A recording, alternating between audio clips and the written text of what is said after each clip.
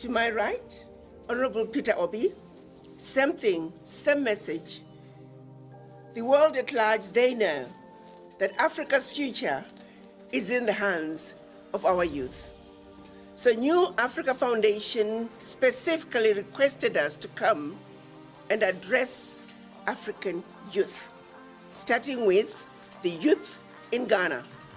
And from what I'm hearing, the youth had actually come from all over Africa, and some came from outside Africa, specifically to hear the message of empowerment, the message about our future, the message about the miseducation of not only our youth, but us as Africans, the message about empowering our children and letting them know that now it is the time for us to do what we must do to take our Africa back. For far too long, we have been lied to. For far too long, we have been miseducated. And so as elders, those of the ones who are sitting with me today, and many others, we understand that we have failed our youth, but we do have a responsibility to make it right. And we do know that with our little wisdom and the energy and the intelligence of our youth, together, we can take our Africa in a new direction. That is what we came here to do. And that is what New Africa Foundation has asked us to do. We do know that our leaders cannot lead us on their own. They need all of us. So the message that we were going to deliver to our youth today was the message of hope, the message of resilience, and the message that says the Africa we want can only be built by us for us. And for us to succeed at doing so, we must be united. That the African youth are Africa's future. Without them, there is no future for Africa. And as elders, we have a responsibility to share with them the truth and nothing but the truth. That is the message that we came here to deliver. That is what New Africa Foundation had requested us to do. We may not be at the convention center, but we intend to continue to preach the gospel of truth until we reach the promised land. I have no doubt in my mind that we will get there, because Africa, the Africans, the people I like to describe as the beautiful, intelligent, sophisticated, highly adaptable, and totally indestructible human beings, the mothers and fathers of humanity, we will get to the promised land. Woo! And that's why we're here. Thank you. Thank you, Mama Africa, Dr. Arikana, for leading the way. The most objective, fearless, and decisive mother we have known in Africa. Before we get to Prof, I'd like to go to your right. Prof, right? Okay, let's have Prof respond to this, and then we can move to your right. Professor PLO. Thank you very much. My good sister, Dr. Arikana, has spoken for me, and I believe for all of us. We came here to Accra, Ghana, to share our message. The message of hope. The message that Africa needs at this time. And there is no better place in the continent of Africa to begin that message than Accra, Ghana. It is in this Accra, Ghana that the Osagie for Kwame Nkrumah, almost 67 years ago, spoke to the world and told the world that the independence of Ghana meant nothing if the continent of Africa was not free. 67 years later, we were congregating here in Accra, in the very same place where the founding fathers and mothers of Ghana congregated to share the message of hope. Invited as we were by the New Africa Foundation, with one single instruction that we have lamented for too long, agonized for too long, and the time is now to organize. That is the innocent message that we came here to deliver. And in a manner totally inexplicable to us, we are not at that venue.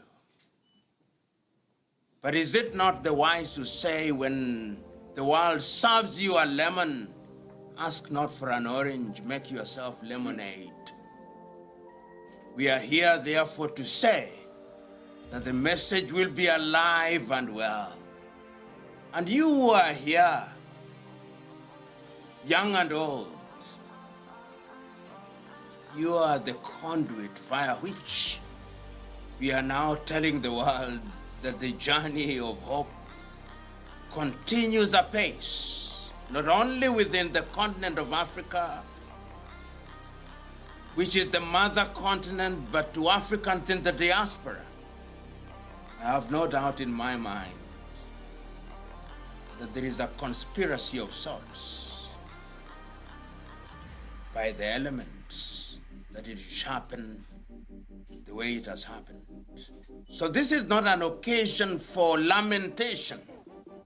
It is an occasion for redoubling our efforts and our presence here in Accra, Ghana.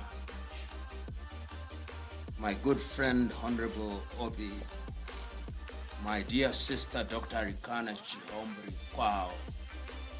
This is the occasion for which the English word serendipity was created. It is a serendipitous occasion that heralds a great future for the continent of Africa.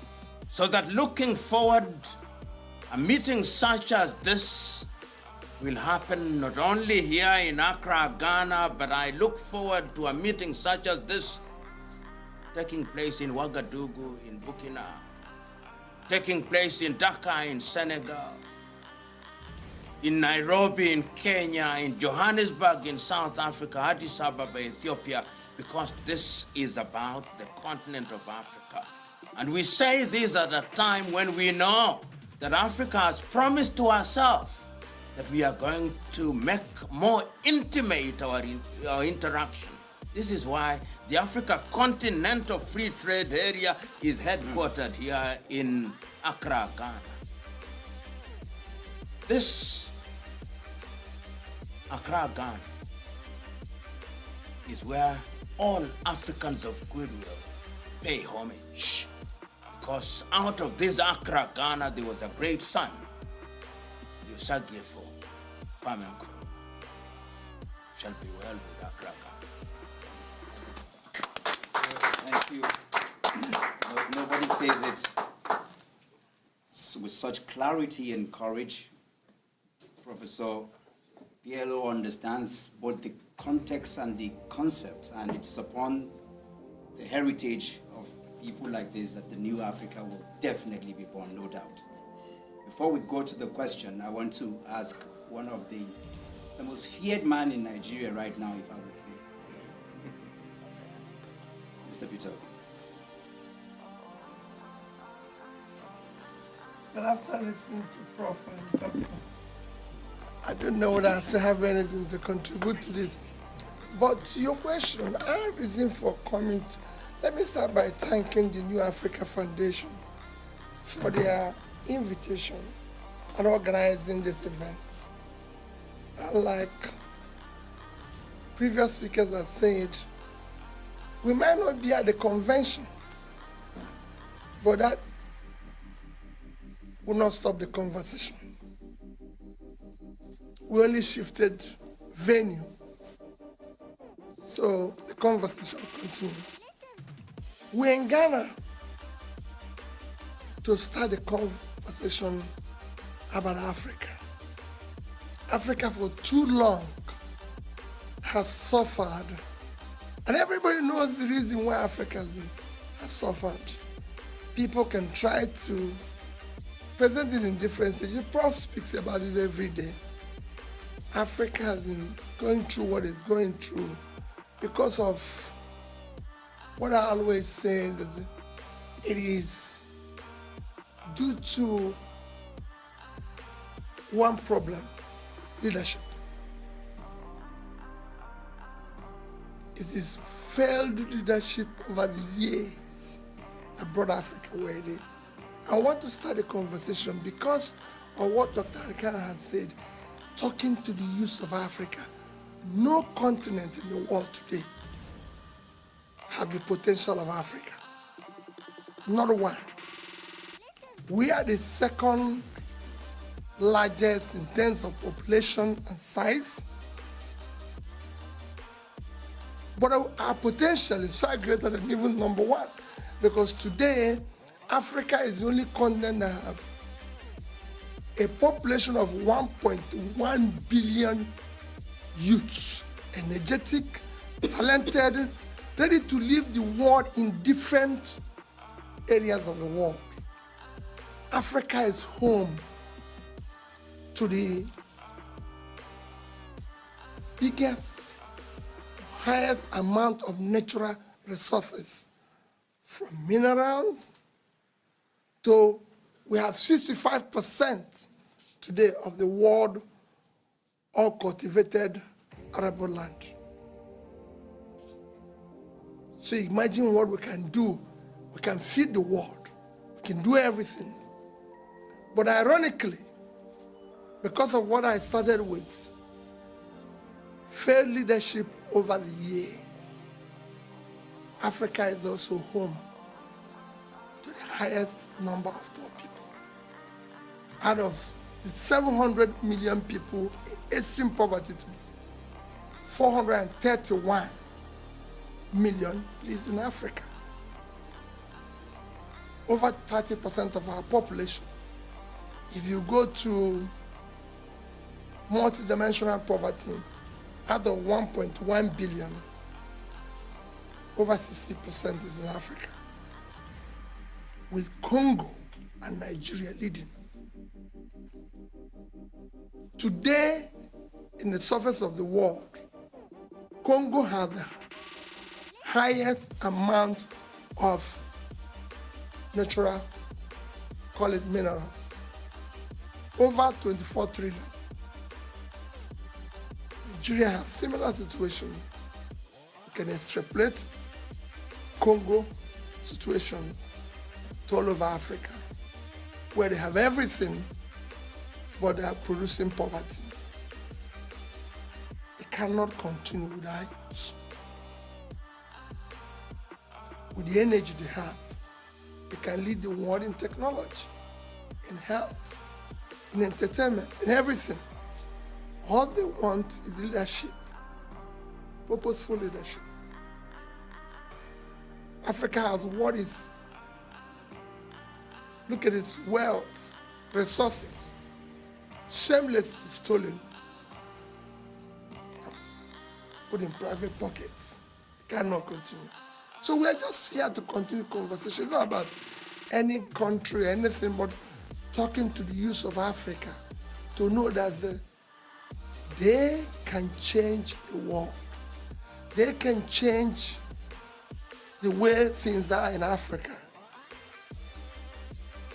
Africa should not be a continent where people come to beg or plead for aid. We should be contributing to aid with the resources we have. And that's what Africa should be. Their own Africa should be. That's all the conversation is all about. It's about the future of Africa. Thank you. Thank you. Thank you.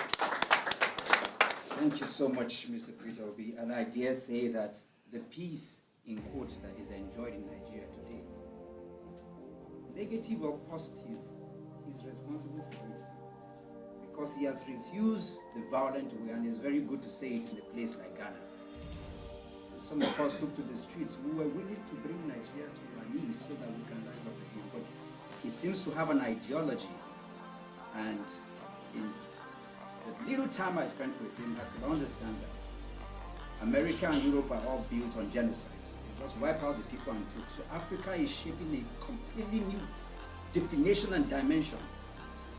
Nigeria sits 600 languages. That is it. I don't know even how to put it. But to manage that diversity, and it's something we will do and we can do, to share something that has never existed in the continent of the world. This is what has been given to us to do. And so I want to thank you, sir, for responding to what you said, because truly is only leadership that can do that, and you're speaking to the people who will take a few more questions. This is so beautiful having you here today. Please, your name and your question.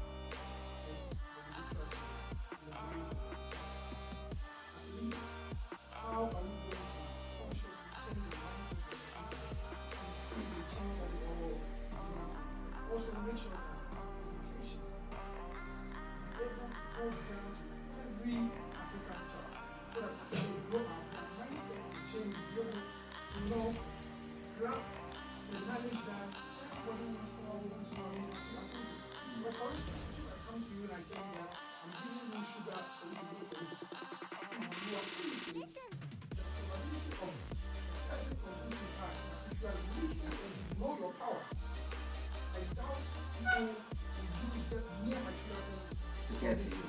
Thank you. I think that's a very powerful question. Mama, I think you need to respond to that. Yes, that's a very interesting question, and I need you guys to pay attention to what I'm getting ready to say.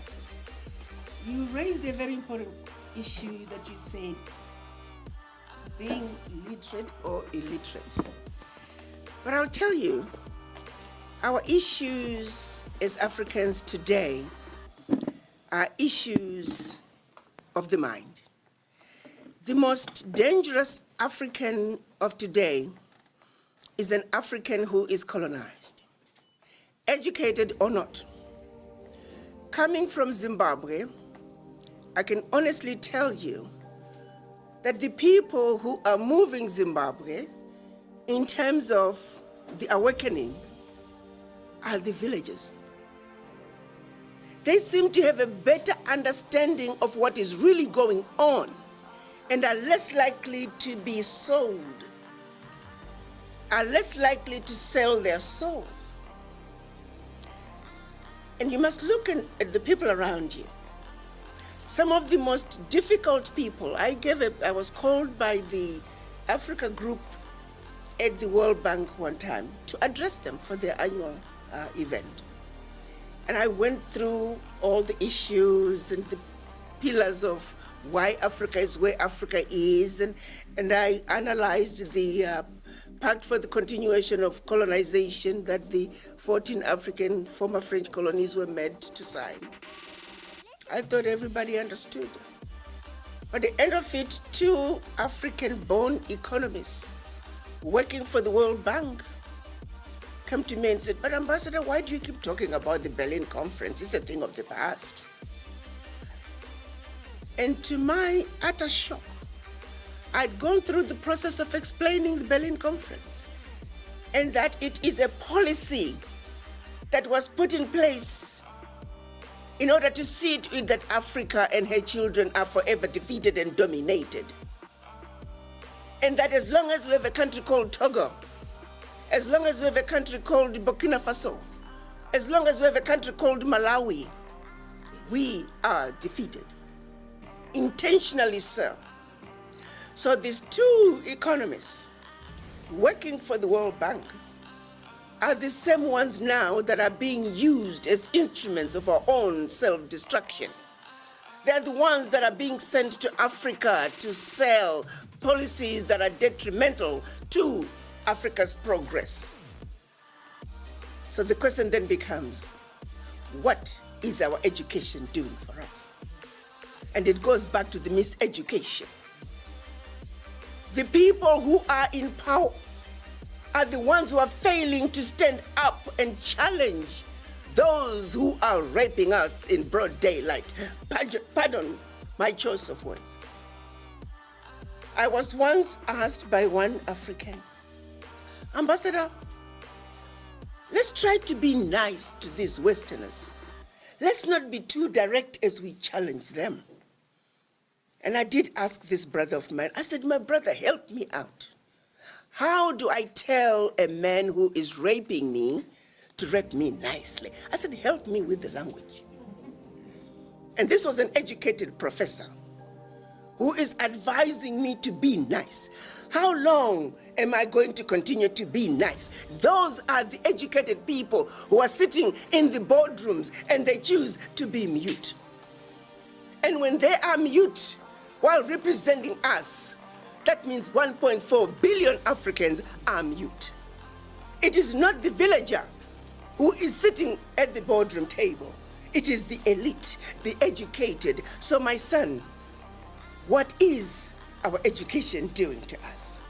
What have we done to undo the colonial education? I hear right here in Ghana, perfect example. There's not a single Kwame Nkrumah book that is required reading in the Ghanaian educational system. Whose problem is that?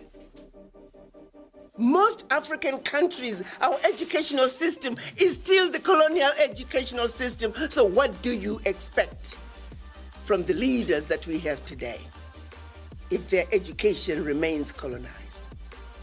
So may I say, the most dangerous person for Africa today is a colonized African.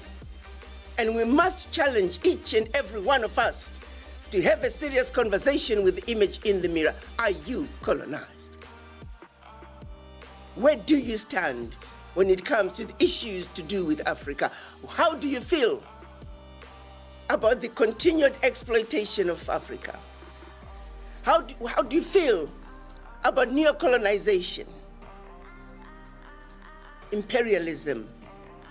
Do you even understand it?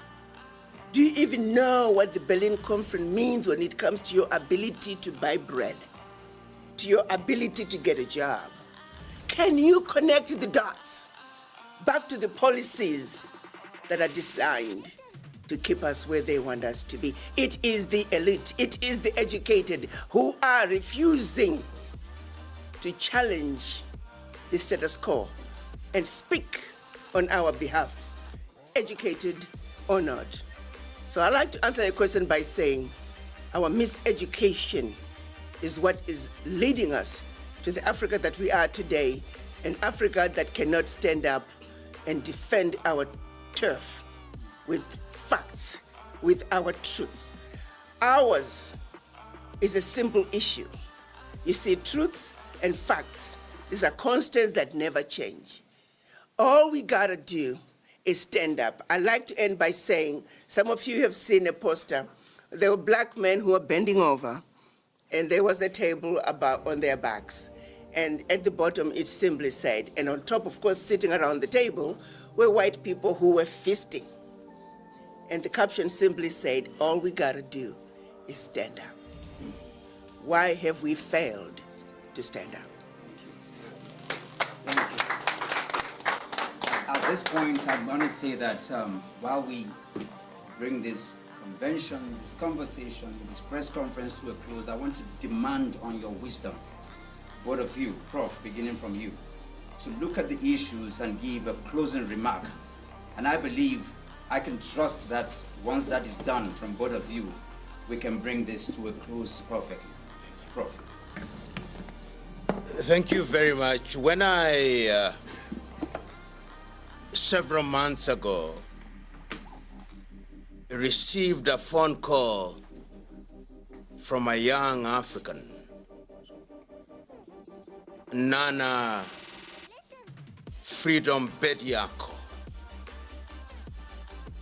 inviting me and others to this conference. This is what he told me in summary. Africa needs to speak about hope to our young sons and daughters. And that hope must not be based on sentimentalism or romanticism. It must be grounded on things that can change the lives of young Africans.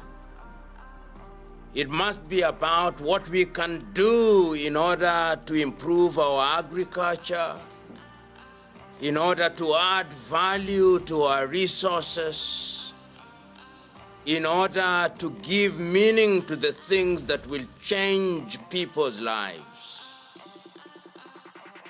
When I arrived in Accra, Ghana, yesterday, the 6th day of January, the year 2024, that young man, NanaBediako, took us to a room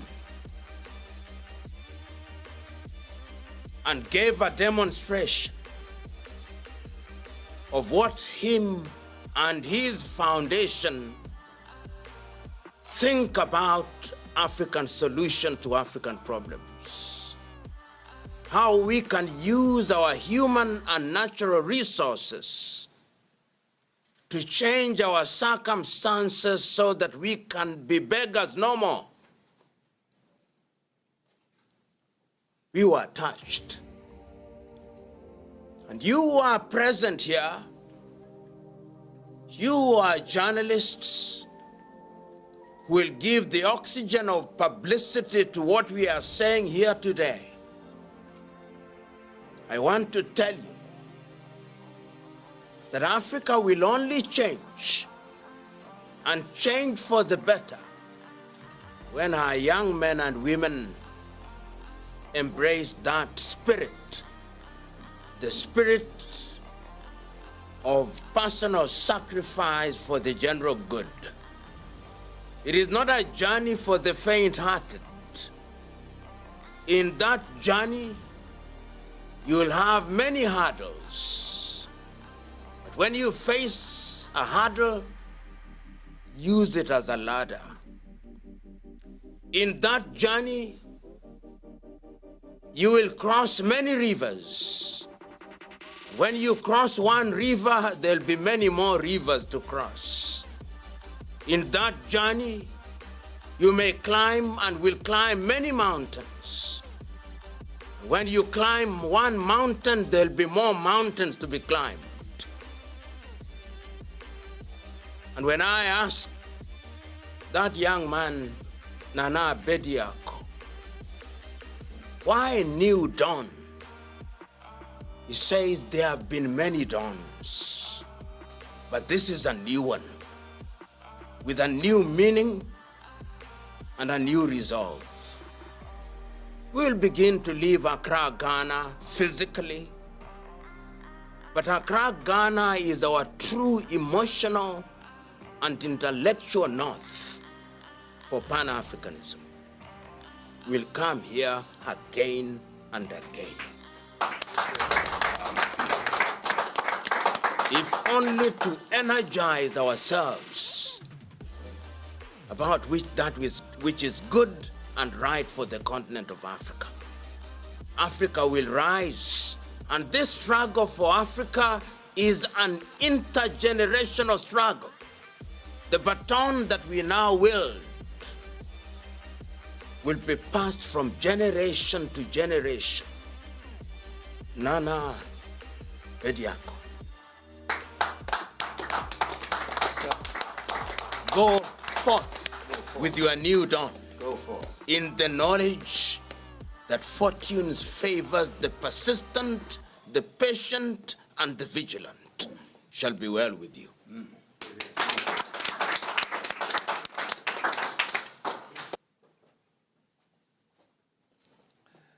And I'll join Prof in encouraging you to persevere on what you started. Like Prof said, whatever happened today is not the ending. For me, it's the ending of the beginning. Just begin the journey. Prophet said where he wants us to take this conversation to different parts of Africa. And I think we should do that. And I've listened to my dear sister talk about education. I've always maintained consistently the problem of Africa, Chinua Achebe said and Prof says every day, is squarely failure of leadership.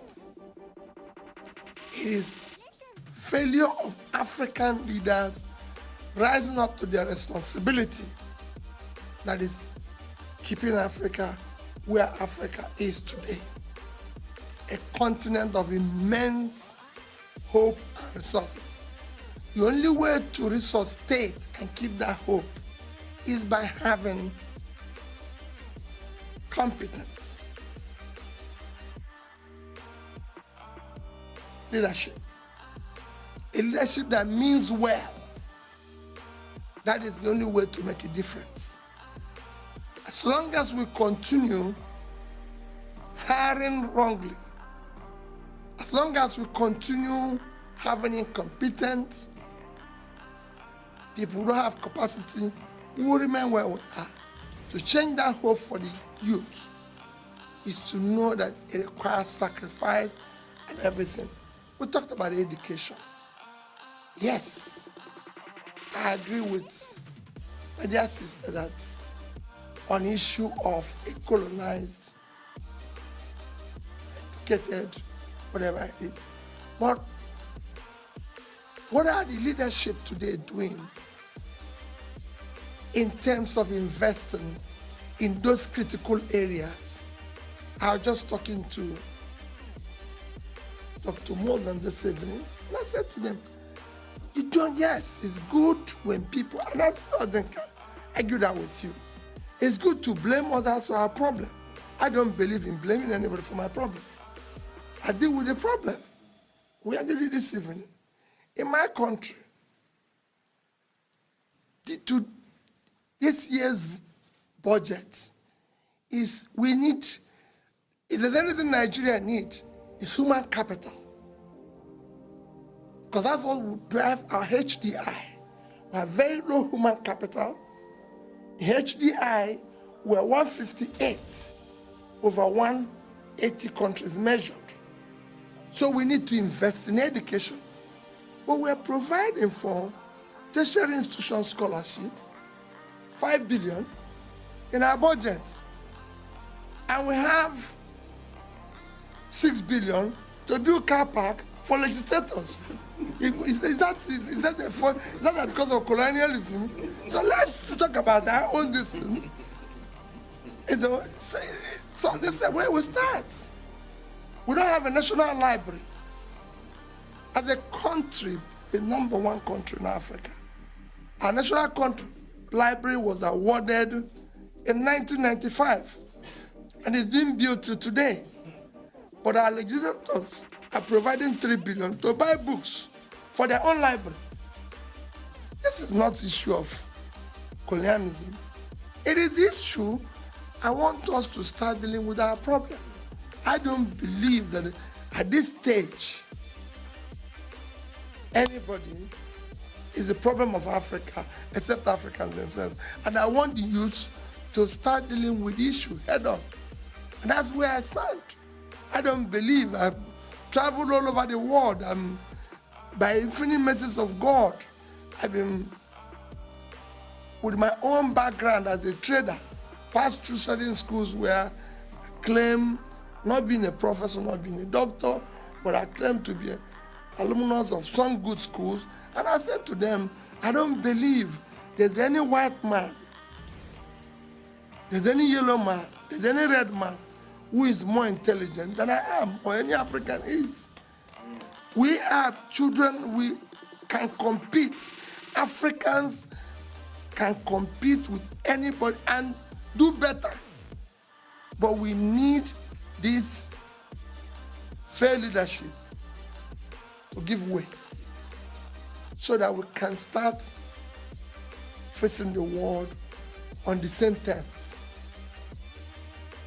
Thank you. Thank you so much. Thank you. Thank you. Africa, with this foundation and with you, freedom, we shall see a new Africa. Come on, put your hands together for freedom.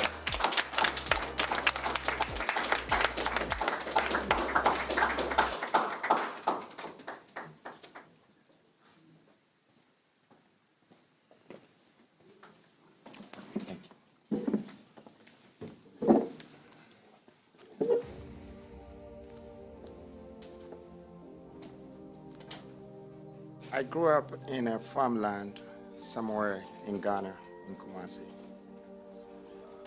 And I was birthed by a woman who is a spiritualist. And she raised me on a farmland. But she raised me with the fear of the Lord. And she gave me a capital. The capital was that vice she gave me. She said, son, learn how to give to the world, and the world will always come and praise you. I took those words with me. And that was the beginning of the birth of the New Africa Foundation. That wasn't the name then, but we were givers. So we have been givers for 3 decades. And it grew, and it grew, and it grew. But I thought that having a foundation was just about giving. As it was growing, I realized that it's also about being responsible for the society you belong to. And that's how today we're sitting here.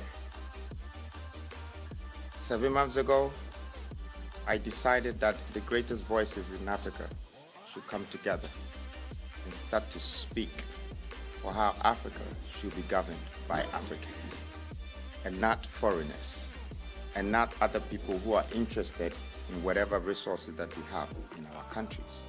But we should be responsible for our own human resource and mineral resources. And the only way to do that is to industrialize our people and our minerals. So I want to use this moment to first of all thank all of you to accept this invitation.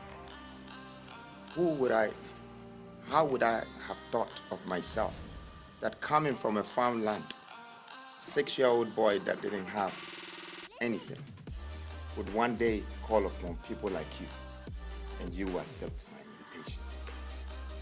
A young man like me, people that can birth me, people that can be my aunties, my uncles, my leaders, my presidents. But you listen to the voice of the young man, and you came here to speak to the youth and the people of Africa. They say the greatest creation, or the most pinnacle creation, is the human's mind, and it must be used for a good purpose. Africa is lacking education, but not the type of education like Doctor was talking about. The sort of education that should come from our own. How to learn about our own resources, how to know to add value to our people. When you take value away from people, you stop the economy of your own country. You stop the growth of your own country. When you add value to the people, the country starts to grow. And Africa is about to grow because we are ready to add value to humanity, to the people who are Africans. So the purpose of New Africa is not only to give you food, is not only to organize a convention for us to meet and give you knowledge, but it's also to stand up and become responsible for the social responsibilities of this continent that will build the youth. For the future of Africa is in the hands of the youth. They have more years ahead of them. And at least we have lived half through our lifetime, and some of us have even gone past that, but we thank God for giving us life. And we need to think about our children. We need to think about the youth who are coming up. So again, when I look at this opportunity, I don't take it lightly. You might call it a failure. I see it as an opportunity. Being here and being with us is 4 different leaders from 4 different sides of Africa coming to Ghana makes me feel that this is the headquarters of Africa. People have value for Ghana. They have value for Accra. When I was growing up, one of my favorite mentors was Kwame Nkrumah. And I had to find out the true story about him. His mother used to cross a river to go to the farm. And one day, in the river, his mother had stepped on a fish. And he pointed the fish and said, "Mama, we're standing on the fish." So the mother dipped her hand in the water, picked the fish, and they said that was illegal according to the tradition of the Nzimans. So they took the fish and Kwame Nkrumah to the palace. And the chief, the king, said, "Who found the fish?" And the woman said, "My son." The king said to the woman, "Cook the fish for your son to eat." Now the point that I'm trying to make is that Kwame Nkrumah was ordained. He was already ordained, and we couldn't change that. Patrice Lumumba is ordained. Dr. Arikana is ordained. Peter Obi is ordained. We need to start to respect ordination. Our leaders are ordained for a reason. Who would have thought that kid at the back of the woman one day will have the whole world talking about him, about the changes that he wanted to bring in Africa? The leaders of Africa, I would like to use this moment to urge that please look into your youth. You have the Nkrumahs in there. You have the Marcus Garveys in there. You have the Martin Luthers in there. You have great leaders in the youth. Give them the chance. Let them just help. Let them add value to the people. Let them support us. Let's support ourselves. Let's build ourselves again. And on this note, I would like to say sorry to those that couldn't participate with us in the convention. But right here, I am seeing the convention. This is the convention. This is the birth of the convention. This is the convention. So I would say that we probably would choose another African country one of these days and still spread the word of the convention. Because today marks a constitutional day in our country. And I believe that New Africa is born again here. And the convention has sparked from here.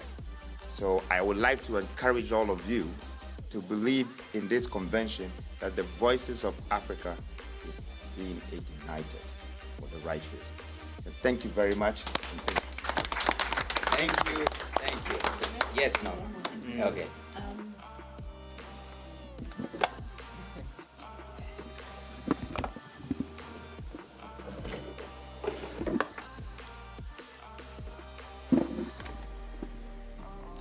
I feel very strongly that I should make this comment. As I was coming here, I got a call from one of my African diaspora who is a Ghanaian, who actually came to Ghana from the United States because I was coming here. He said, "Ambassador, I heard a rumor that the reason the event was canceled is because the young man who was sponsoring it is a millionaire, and he has political ambitions." And I said, "Well, that's news to me." So I felt I should address this in case some of you journalists may have heard that as well. I can tell you as clearly and plainly as I can that I never heard the conversation about him being a millionaire. I never had a conversation about him having political ambitions. The time that I've spent with him has been more to do with entrepreneurship and the possibilities. So for those who are saying we are here to support him further his political ambitions, that is a damn lie. Certainly, from my interactions with him, I don't know about whether he told Professor that, I don't know if you told my brother, Honorable Peter, that. I might want them to clearly state that, whether that conversation ever took place. But the interactions I've had with NanaBediako have been about entrepreneurship and the possibilities of what we can do if the African youth could be empowered, and how we can raise money to support African youth so they can build the Africa that we want. That's all the conversations I've had. Anything else, I do not know. But I felt I should let all of you journalists know, because I'm sure you're going to hear the same rumor that I just heard. These are the conversations I've had with my son. And I'll tell you one more thing.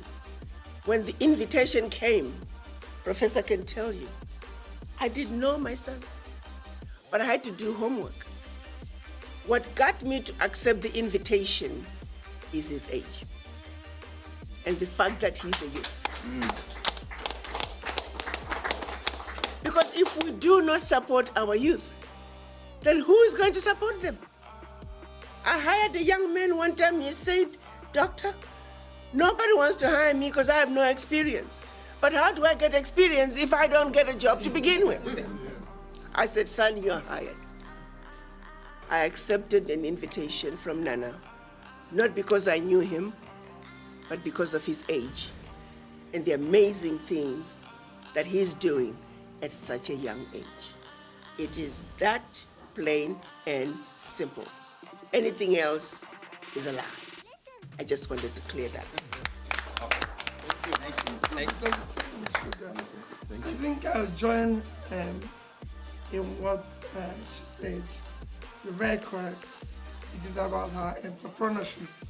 I met him again on the 4th, because Prof who invited me, and I got a call from him and he said, he's around somewhere in Lagos. Can he come and visit me? I said, no, I'll come and visit you. And he was saying about it. He said, since you're thinking about it, I'll come and visit you.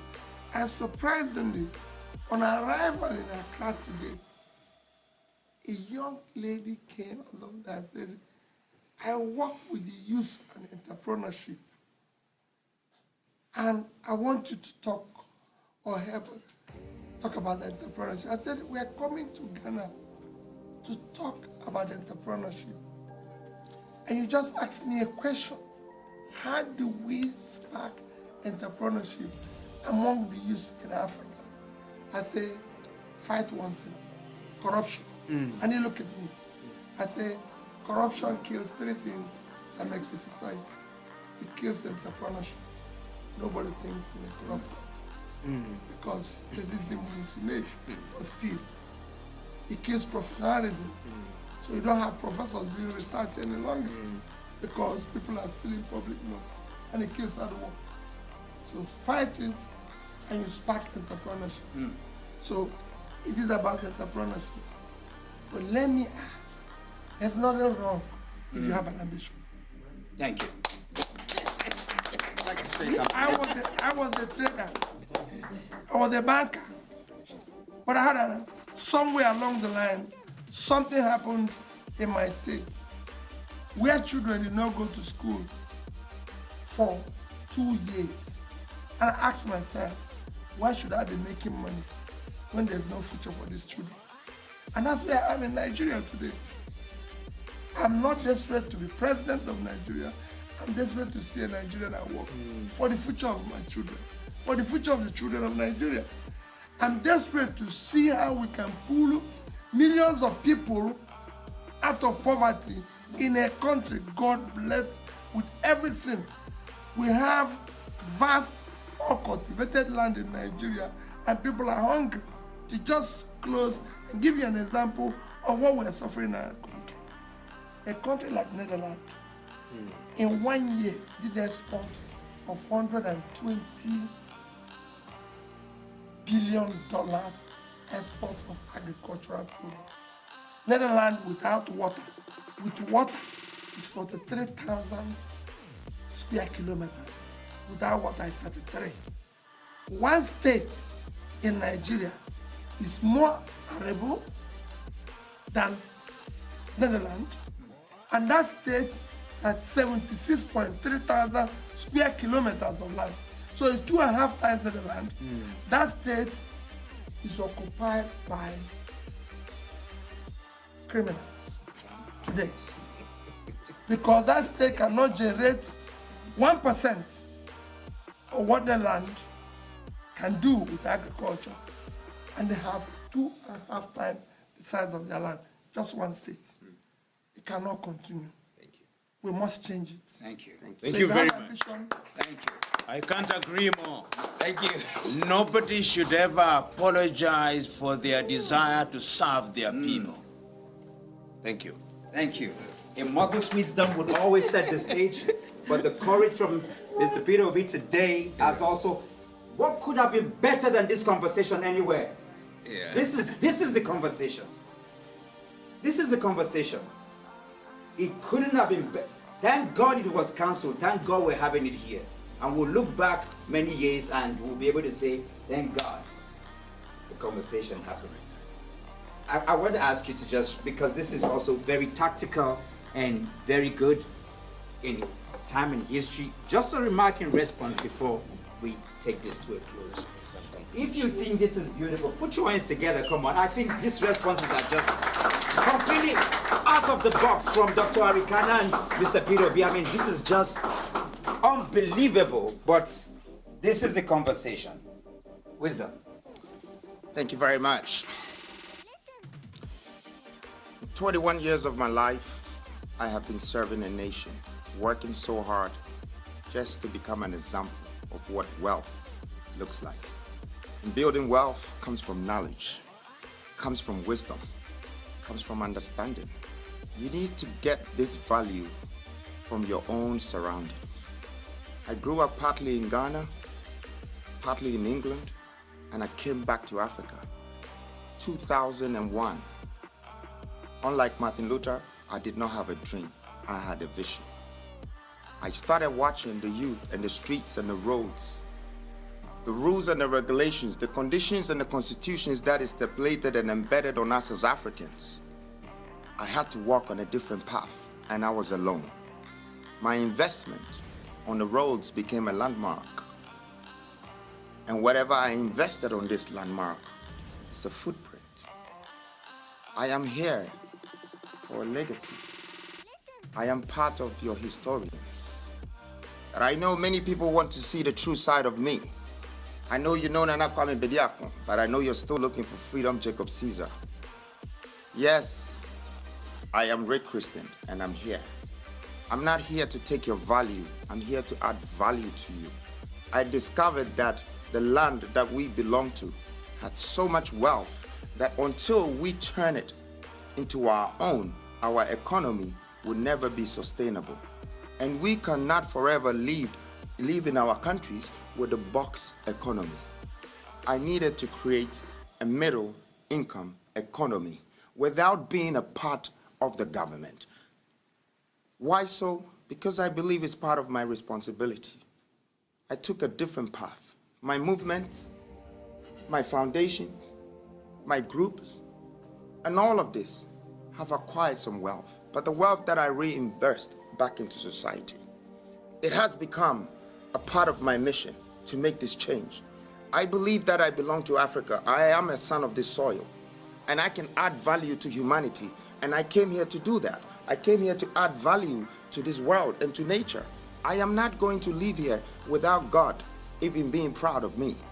And when I'm not here also, I want you to remember that I came. And I want my absence to be felt. And for that reason, I know you're looking for the man.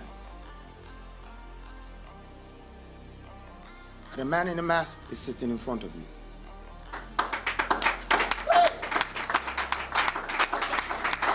What's up? What's up? Thank you. I am nothing to be scared of. I came to you as your salvation. I don't invest in myself alone. I am investing in you. And truly, these innocent leaders sitting beside me, of course I will not go to them and tell them that, hey, I am a man in a mask and I want you to come to Ghana to support me to do this and this. And this man of this dignity and this woman with such power will say, yes, I'm going to follow you to come to Ghana to do your convention and all of that. No. It is part of the movement. We need to educate. We need to uplift our children. We need to voice out to them. If you are about to find out about this man in the mask, because I never spoke a word, you were looking for me. I didn't tell you whether I am into politics, whether I am an evangelist, whether I am a conventionist or a revolutionist. After this day, you will have to wait for me to share my policies and my visions with you. And if I'm the reason why the country or the government is not happy about these great voices coming to educate not only Ghana, but also Africa, then I'll take this moment to sacrifice myself, to unveil myself, because I have much respect for these great leaders beside me. It would have taken my own time to tell you that I am. But for this very moment, I am sacrificing myself to let you know that I'm that man. But I'm that man with a good purpose, with a great vision. I have a plan and I have a vision for this nation. And not only this nation, I have it for Africa too. But I know Africa is the next biggest thing, because out of all the continents that have been developed in this world, there is only one continent that is not developed. And I am sent to do that. I am not interested in people's positions. I am not interested in presidential positions. I am interested in the regions and the humans. I am interested in the countries. I am interested in the continent. The resources here, the human resources here, the great opportunities to be able to prove a point to the world that this is what we can make out of ourselves as a black society. We have been doomed and disrespected, undervalued by everybody in the Western world. My pain is in my heart and I can't express it to you, so I let my actions speak for me. I want to thank you very much for this moment, and I want to thank its greatest leaders. Your voice will never leave us as Africans. And it's the beginning of a new Africa, a new nation, a new dawn, a new mindset. Everything is new.